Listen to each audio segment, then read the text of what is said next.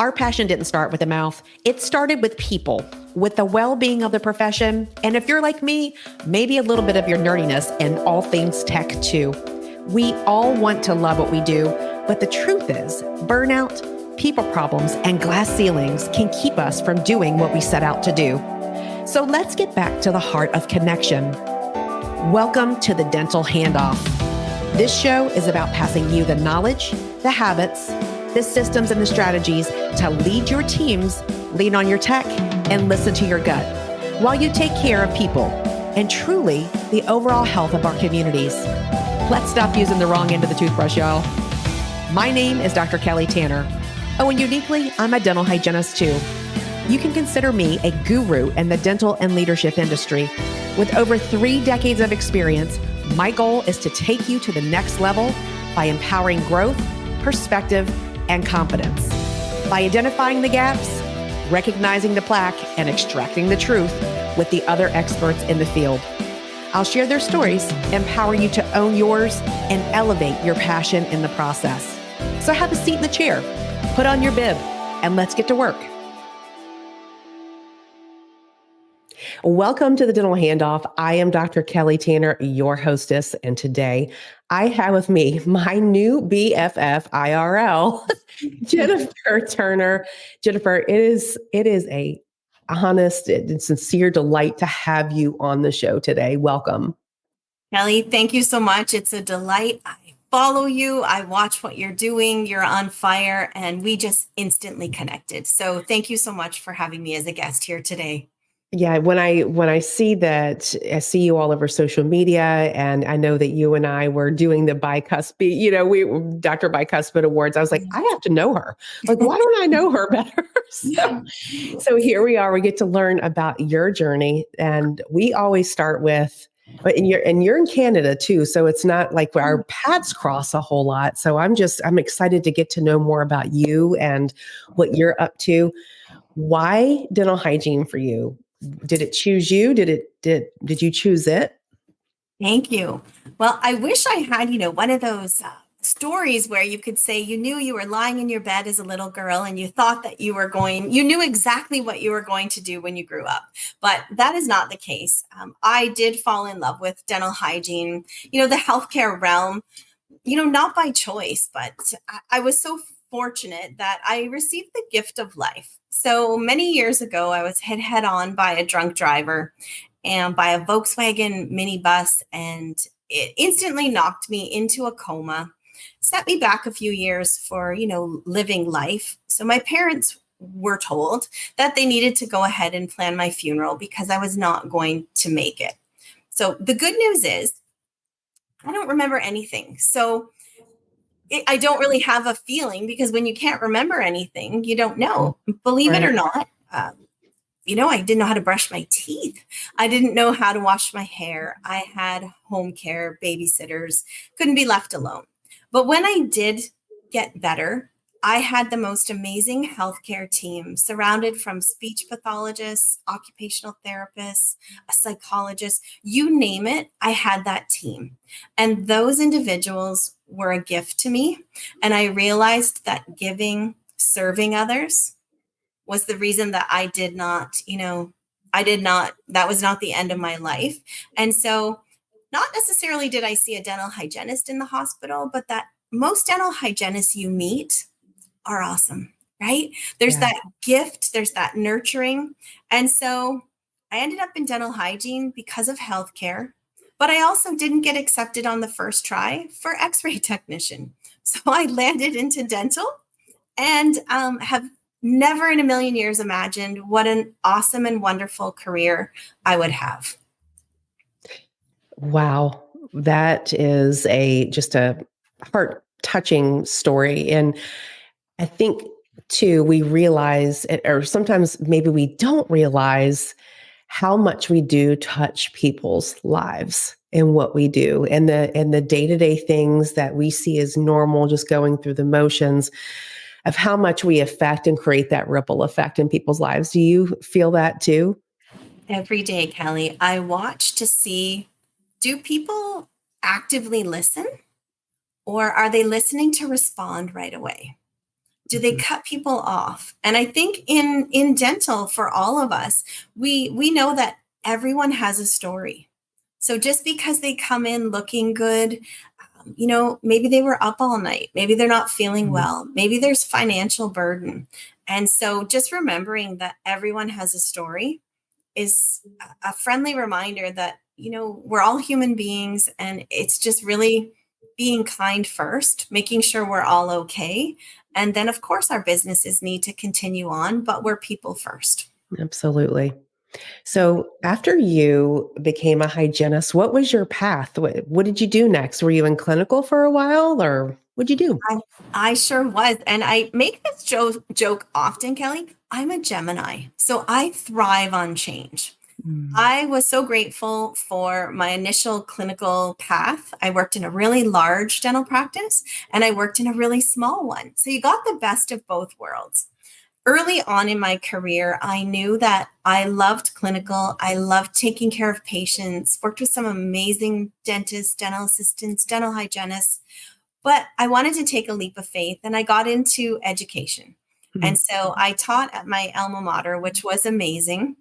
And I remember standing in the hallway when I worked part-time clinical 3 hours a week, saying to myself that I wanted to become a full-time professor. And I just worked my way, went back to school, and I did become that. And I'm not sure, Kelly, in your life, if you have some amazing mentors that have supported you through the different journeys and pathways throughout your career, but mentors are wonderful. And so my path, having people believe in me, Joanne Jones, who's an international speaker, invited me to speak with her for the very first time when I started. And, it was a gift. I got into the Canadian Dental Hygienists Association to learn the association side for Canada, the College of Dental Hygienists of Ontario as president and chief governance officer to learn Wow. the regulatory piece, protect the public, just like you, professional speaking, webinars, authoring articles, you name it. I've had the journey to do what really feels right in my heart for myself and for others. Clinical practice is wonderful. And now I am working in the DSO world, and I have been for 7 years. And I truly believe it's people before profits. When we take care of one another, the money follows, right? Taking care of our patients, doing the right thing. You can go to bed at night feeling really good about the services you provided. In any business. In any business, that's Yeah. right. Yeah. Friendships, relationships. When you take care of the other person and love on them, then They it love just it just unconditional. it just happens. So it sounds like you followed your passions along the way, as your Gemini spirit loves to Yes. do. I'm a Yes. Capricorn, so Okay, good. That's good. Yes. I have had really close friends, for example, going into the regulatory world where, it is regulating the profession, but the main job is protecting the public. And I did have very dear friends say to me, Jen, don't do that. That is career suicide. And you'll never get a job again. And in my heart, I just knew it was something I wanted to try. I always listen to advice, like all of us. But in the end, you have to make that ultimate decision for yourself. And I took the leap of faith in me. And it turned out to be one of the jobs that I absolutely learned the most at.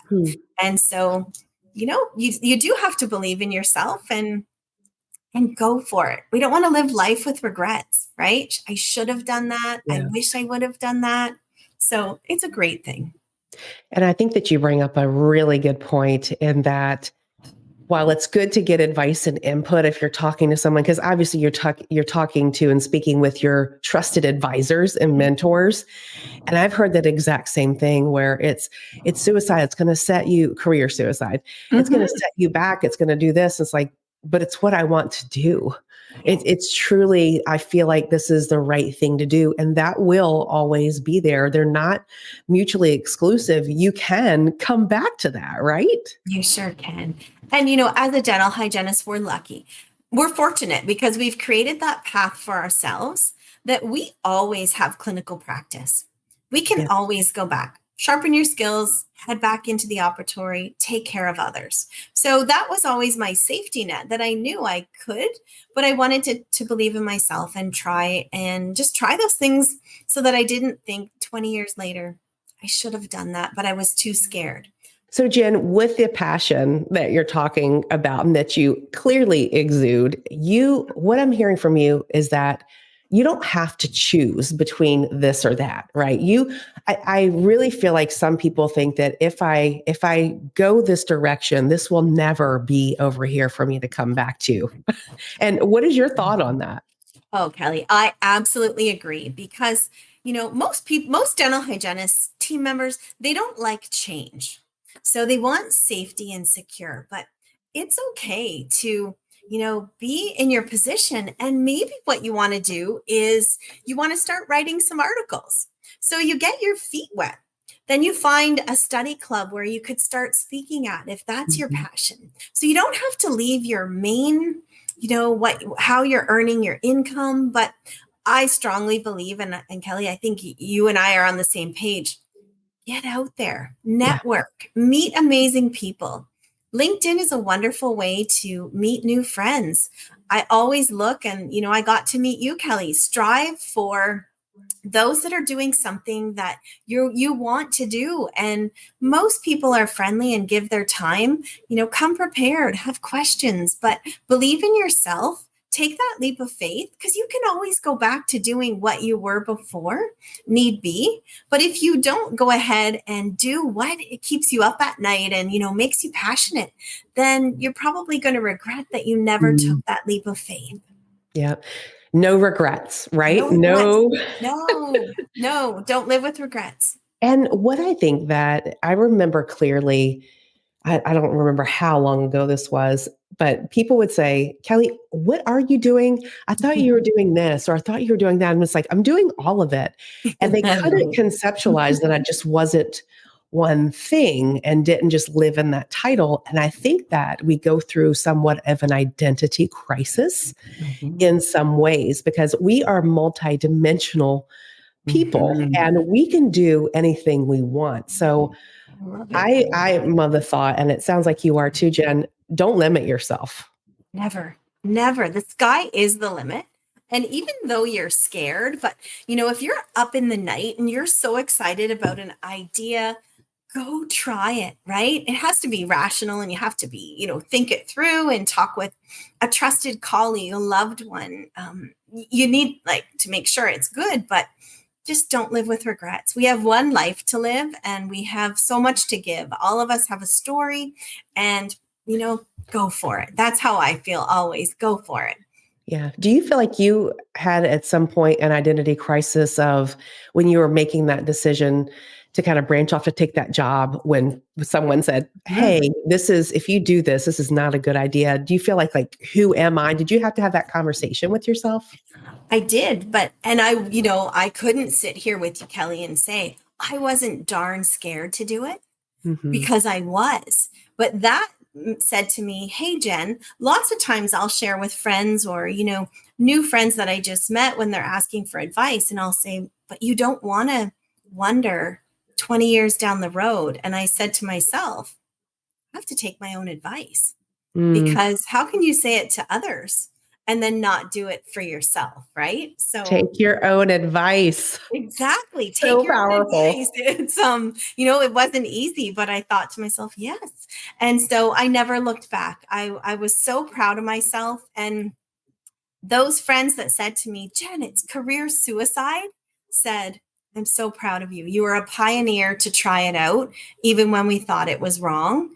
And I feel like what we do is not who we are. What we do is a gift to do a passion that we love and how we can serve others. Who we are is, not Jen and Kelly in the full business world or trying to reach a goal or an award. That's something we get a recognition for, not because we need it, but because we've hopefully touched lives of others. So staying true to yourself of who you are, but go chase those dreams. I really believe that. Yeah. So now you are you are leading a lot of dental hygienists with the DSO that you're working with. And Yes. what does the day-to-day look like in your position? Many people often wonder that. So, Yes. what is the DSO world like in Canada? Thank you for asking that. So, remember, I said I'm a Gemini, so I thrive on change. So, every day is different. Sometimes I am working in practices, having dental hygiene meetings, discussions, working with the doctors, celebrating what's working well, finding out where are some gaps. Other days we're in a boardroom. Sometimes I'm creating virtual learning webinars, team meetings, creating contests for dental hygienists, working with our industry partners on dental hygiene instruments. We're maybe going to conferences, speaking, writing articles, getting invited to an amazing podcast like yours. There's so many different things that happen in my position, but the best part that I can tell you is it's the people. That's what just is near and dear to my heart is the people. And so for that, I am so thankful. Way more great days. Happy to have financial analysts teach me skills about what we're doing. But the bottom line after years in being in the DSO world is when we do the right thing for our patients, we treat them like we would our mom, our dad, our loved ones, the money follows. So I don't need to be out there talking about money, but we need to meet our standards of practice. We need to do the right thing for patients, allow them to have informed consent. The patient can accept or the patient can decline. But if they're not educated, then how can they make that, right? Do you find, well, I'm sure it's only here in the US where I find that in dental offices that we don't tell the patients what they need because we don't think that they want to hear it. I agree. What is your advice on that to providers? Amazing question. So I always say, I think it's like 89% of the population is visual learners. 11 is auditory, give or take. Don't quote me on the exact percentage. But if we're not showing our patients what's going on in their own mouth, how on earth would they ever be able to make that informed decision? And we're so lucky where we are right now in time that, there's digital scanners out there. And dental hygienists will sometimes say, Jen, I don't have time for that. And I'm like, how can we not make time, right? That is the best gift you can give to your patient, or an intraoral camera picture. Put it up, put it on your screen. Patients are in awe. That's my mouth, right? So I feel like seeing is believing. And if you want to know why they want to keep coming back to you, really look at how do you educate them? What's in it for them? How do you make them feel, right? They can still decline, but at least they know exactly what's going on with their mouth. Yes. And then sometimes too, I find that even when that does happen, we'll watch that, or we're thinking to ourselves with our own bias, because our bias is normal of, okay, even though this looks like this, I'm not going to really tell them that it's a priority. I'm going to minimize the statements how I'm telling them. So how do you, and maybe I'm putting you on the spot, but it's okay. What is your thought about that? And how would you approach that with your hygiene teams? So I say pretty much every day, our words matter. We've all had different coaches and friends, and you've read articles. A little bleeding doesn't cut it. We either have bleeding or we don't. A small cavity, well, we either have a cavity or we don't. So really analyzing, how do you speak? And I believe that teams need to pause, regroup, and begin again. So is there a common message throughout the practice? Do you ever talk about insurance barriers? Or how do we talk about these same 5 things that keep coming up every day? And let's work together as a team.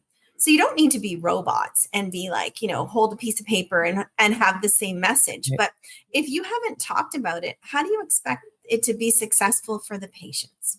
So I'm a big believer in team meetings. And of course, we're going to celebrate things that are working well, but let's work together on areas that we're really having a hard time, like those clinical conversations, the top 5 things patients say to the admin team, where they don't know how to respond. Those are the kinds of things you need to work on to make your practice successful in my eyes. Yeah. And I think that many times I love that. And again, I think that you and I are connected and we never knew it because we're just, yeah, I know. I'm like, same. Yes. Great.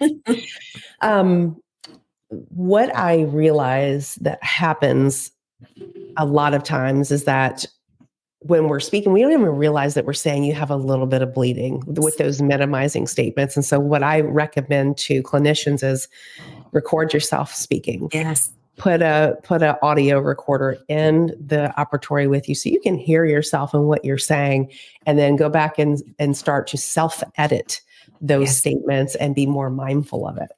Excellent. Excellent. And that makes something pop up into my mind. I was recently at a team meeting, and this has happened on multiple occasions. But when we talk in dentistry about oral cancer screening, there's like a 50-50 where clinicians are letting their patients know that they're doing an oral cancer screening. And there's others that somewhat do it, but they don't let their patients know. And I always think that is a disservice because it's a value add. And we know the statistics about oral cancer screening, oral cancer, 50% 5-year survival rate. So I often say to the teams, if we're not looking and letting our patients know, who is, right? Dentistry owns that. And so having these tougher conversations just make us better clinicians, better people, able to take care of others. And then the team feels happier because when there's confusion, it's really hard to know what am I accountable for or how am I doing, right? So I just feel that time to work on these kinds of things in a practice is critical to your success. Agreed. And, as we all learned in hygiene school, like when we were baby hygienists, part of that oral cancer screening isn't just intraoral, it's extraoral as well. We're palpating the tissues on the outside of the head and neck. And so I find that that's a great way to present what it is that we're doing. Do you mind if I'm going to touch, because you're getting consent, right? I'm going to touch here. I'm going to start doing my examination for your oral cancer examination. I'm going to feel the lymph nodes along your neck. Is that okay with you? Yeah. Oh, well, I never had that done before. Exactly. Yes. Right. As you would say, your value add. And then I'm going intraorally. So they know it's all one. It's all part of a process that we provide and a service that we provide. Right. Because too, Jen, I think when we're using these minimizing statements, it creates confusion for the patient on the direction and the choice that they should make. Well, if it's only a little bit, how important is that? How important is Jen saying that I do it to take action on that because it's something I can wait on? I totally agree, Kelly, because, the way we say it, it's similar to in Canada with our insurance companies. You say to a patient, oh, you have 50% coverage for that crown. Or you say, you have 50% coverage for that crown, right? The Debbie Downer way, or a little more excitement. It's the exact same words, but it's your tone of voice, your body language. So finding that good and trying to present that. Patients are not usually thrilled to come running through the door of the dental office. So the more positive we can be, the better it is for them as well. I love that so much. You have 50% coverage. Congratulations, a new car. Exactly. Instead of, oh, you have 50% coverage. So I just think our words matter, and teams need to pause and regroup and talk about these things. Sometimes, practices call it the clinical portion, the a clinical team, admin team, back end, front end, whatever you're calling it. But we're all under one roof in one office. So the whole team needs to be a part of the learning and celebration when things are working really well. It sounds like that you and I are on the same page too, in terms of the team committing to go into CE together, Yes. where it's so important for, I say, the front and the back. We know that that's the Yes. the Yes. divide and a Yes. lot of the conversations, but for each other to understand the other's context and perspectives, you can speak the same language and have the same conversation. It's not called something different when they get to the front. Right, right. And I just think, in the DSO world, in private practice right now in Canada, and I believe in the United States as well, there's a labor shortage. And Mhm. so the more we train teams, we are inclusive, we make people feel valued and they know what they're accountable for in their positions. They have the proper onboarding and training. We want to treat them so awesome that, yeah, they have more tools in their tool belt, but they're not going to want to leave because they're part of something bigger than just sit and do your job, right? And so I'm a big believer in education because it's how when we know better, we can do better. Mhm. What do you think about the practice owners or the philosophy of the practice, let's just say, and they say, well, why am I going to spend all this money on team training if they're just going to leave? What Right. is your heart on that? Oh, it drives me crazy because I see that all over the place, just in general, in dental and social media posts, and I think that is not an abundance mindset. I Oh, think that is very closed, and well, and I often think to myself as well, I wouldn't want to work for that person anyways. Because if you're that closed or you're that scared that someone's going to leave when you do good and you add value to someone, when we work towards people's strengths, what happens? They flourish. they It's do. amazing. So I struggle with that, Kelly, because I'm a believer, a plant grows when we water it. Hmm. So bring that water in and make someone feel amazing, and they will go above and beyond in their position and they will be happy coming to work because they're a part of that team and that community. And so I struggle because I'm abundance mindset, and I know you are as well. Yes, it's, you know, when you're having difficulty potentially finding your right team based on your culture, it lets them know that you're investing in them and that you Yes. believe in them and their giftings to bring that out to elevate everyone. And so, what's the cost of not doing it as Yes. well? I agree. The cost of not doing it is, we don't really have newspapers that much anymore where people post ads, but you can see on Indeed or wherever the job postings are, the same offices posting, or they're trying to word it a little differently. And, that we all learned in school, that's a red flag when you keep seeing the same practices looking Yes. for new team members, because there's obviously something going on. That revolving door doesn't really make anyone want to go in, right? Yeah. And work. Yeah. So, Invest in your teams and mhm. kindness. Mind your words. Your words matter. Jen, you've given Yes, us a lot of gems yes. today. Anything else that you want to say to the audience? Words of advice? My biggest piece of advice is when you're scared, make that jump. Believe in yourself. You can do anything. Anything is possible out there. And you might roll your eyes or think, oh my goodness, it's to my core. Anything is possible. Logically, planning, dreaming, thinking about it, being proactive. If you want to do something, set a date, work towards it. Don't just Mhm. kind of do whenever. No, what's your date? What's your time? And go for it. Because we're all amazing out there, and find your tribe, find the ones that help support you and believe in you, and go for it. Yes. Love that so much. It's um, you must lean into what scares you. And I think sometimes too, to your point, that logic can get us stuck because we feel like we have to understand everything ahead Yes. of time. And sometimes it happens while we are progressing through that. It's not always gifted to us on the first part of it. Follow that passion, the rest will come clear. Yeah.